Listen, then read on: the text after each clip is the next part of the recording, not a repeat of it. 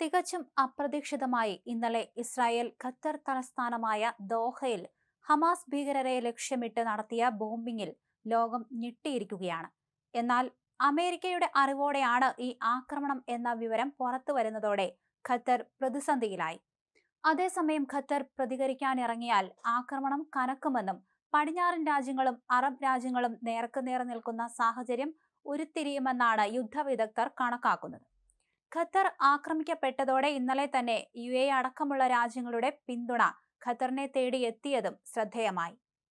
ഇന്നലെ ഇസ്രായേൽ ലക്ഷ്യം വെച്ച 4 പ്രധാന ഭീകരരിൽ ഖാലിദ് മിഷേൽ അടക്കം ഉള്ളവർ ബ്രിട്ടന്റെ റെഡ് ലിസ്റ്റിൽ ഉൾപ്പെട്ട ഭീകരർ ആണെന്ന വിവരവും പുറത്തുവരുന്നുണ്ട്.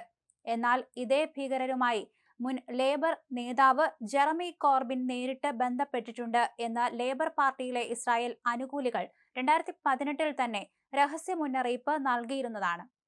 ഹമാസ് വിഷയത്തിൽ ലേബർ പാർട്ടിയുമായി തെറ്റിപ്പിരിഞ്ഞ ജെറമി കോർബിൻ ഇപ്പോൾ കവൻട്രിയിൽ നിന്നും ലേബർ പാർട്ടി ടിക്കറ്റിൽ പാർലമെന്റിലേക്ക് ജയിച്ചു. യുവ നേതാവായ സാറ സുൽത്താനയുമായി ചേർന്ന് പുതിയ പാർട്ടി രൂപീകരിക്കാനുള്ള ശ്രമത്തിൽ ഏറെ മുന്നിട്ട് പോയിരിക്കുകയാണ്.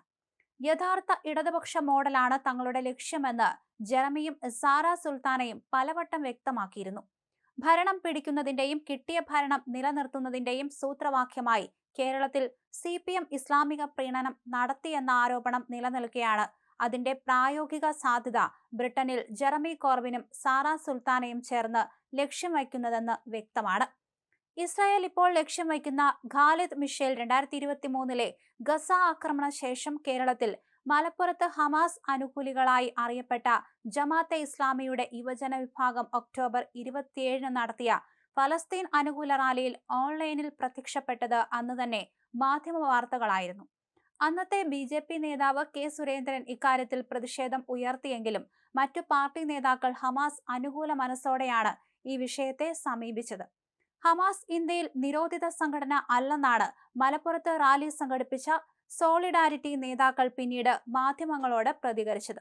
നമ്മൾ ഒന്നിച്ച് സയനിസ്റ്റുകളെ പരാജയപ്പെടുത്തുമെന്നാണ് അന്ന് ഖാലിദ് മിഷേൽ മലപ്പുറത്തെ റാലിയിൽ വിളിച്ചു പറഞ്ഞത്. എന്തായാലും ഹമാസിന്റെ നേതാക്കളെ കൊലപ്പെടുത്തി എന്ന് തന്നെയാണ് ഇസ്രായേൽ പറയുന്നത്. അതേസമയം ഈ ഒരു വാദത്തെ ഹമാസ് അംഗീകരിച്ചിട്ടില്ല. മുതിർന്ന നേതാക്കൾ ആരും തന്നെ കൊല്ലപ്പെട്ടിട്ടില്ല എന്നാണ് അവർ പറയുന്നത്. ഇസ്രായേലിന്റെ ആക്രമണം അന്താരാഷ്ട്ര നിയമങ്ങളുടെയും മാനദണ്ഡങ്ങളുടെയും ലംഘനമാണെന്ന് ഖത്തർ പ്രതികരിച്ചു. ആക്രമണം ഖത്തറികളുടെയും ഖത്തറിലെ താമസക്കാരുടെയും സുരക്ഷയ്ക്ക് ഭീഷണിയാണെന്നും ഖത്തർ വിദേശകാര്യ മന്ത്രാലയ വക്താവ് പറഞ്ഞു. ഇസ്രായേൽ ഹമാസ് യുദ്ധത്തിൽ വെടിനിർത്തലിനടക്കം ചർച്ചകൾക്ക് വേദിയായ ഇടമാണ് ദോഹ. ആക്രമണം ഖത്തറിലെ വിമാന സർവീസുകളെ ബാധിച്ചിട്ടില്ല. സർവീസുകൾ സാധാരണ നിലയിൽ നടക്കുന്നുവെന്ന് അധികൃതർ വ്യക്തമാക്കുകയും ചെയ്തു.